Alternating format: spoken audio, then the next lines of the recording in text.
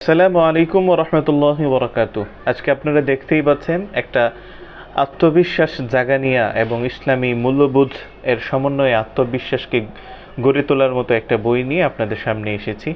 বইটির নাম হচ্ছে নিজের পায়ে দাঁড়াও, লিখেছেন সালমান আল আউদা রাহিমাহুল্লাহ। উনি ইমাম মোহাম্মদ বিন সাউদ ইউনিভার্সিটিতে পড়াশোনা করেছেন এবং সৌদি আরবে জন্মগ্রহণ করেছেন। ইতিমধ্যেই তিনি প্রায় 50টির মতো বই রচনা করেছেন, আর এই বইটি ছিল তার দ্বিতীয় বই, নিজের পায়ে দাঁড়াও। বইটির প্রচ্ছদ ডিজাইন এবং সব কিছু আমার কাছে মোটামুটি বেশ ভালোই লেগেছে।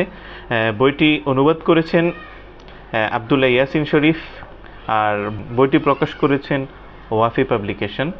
তো চলুন আমরা জেনে নেই বইটির ভিতরে কি রয়েছে। বইটি মূলত আমাদেরকে নিজের পায়ে দাঁড়াতে শেখায়। এই বইয়ের আলোকে, এই বইয়ের কনসেপ্টের আলোকে নিজের পায়ে দাঁড়ানো অর্থ হচ্ছে আমরা যেন আর্থিকভাবে স্বাবলম্বী হতে পারি।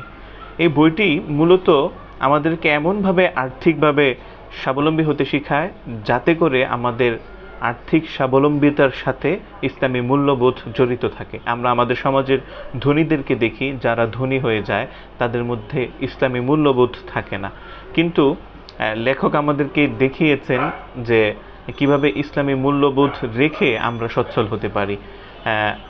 এছাড়াও আমাদের সমাজে একটা মিসকনসেপ্ট আছে যে আখেরাত চাওয়ার মানে হচ্ছে গিয়ে যে সম্পদ থেকে বিমুখ থাকা, দুনিয়া বিমুখতা এর মানে হচ্ছে সম্পদ উপার্জন না করা। কিন্তু আসলে এগুলো যে কতটা ভুল ধারণা।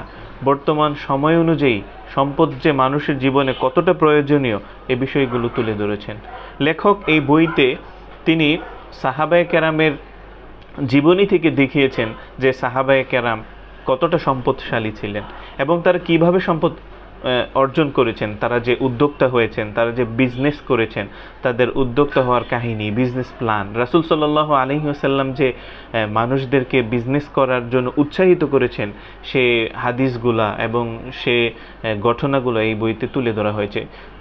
শুধুমাত্র সাহাবায়ে কেরামই নয়, রাসূল সাল্লাল্লাহু আলাইহি ওয়াসাল্লাম, সাহাবায়ে কেরাম এবং তার পরবর্তীতে বিশাল তাবেঈদের একটা জামাত যে আমাদেরকে ব্যবসা করতে, সম্পদ উপার্জন করতে উৎসাহ দিয়েছেন, সেই বিষয়গুলো এখানে তুলে ধরা হয়েছে। এবং ফাইনালি রব্বুল আলামিন কোরআনের মধ্যে যে সম্পদ উপার্জনের কথা বলেছেন সে বিষয়টা এখানে উপস্থাপন করা হয়েছে। মূলত আমাদের যে প্রথাগত ধারণা যে ধার্মিক হলেই সম্পদশালী হওয়া যাবে না, এই ধারণাকে ভেঙে চুরমার করে দিয়েছেন তিনি। এখানে একটা নতুন ধারণা সৃষ্টি করেছেন। এই বইয়ের বেশ কিছু বিষয় আমার কাছে খুবই ভালো লেগেছে। তো ভালো লাগার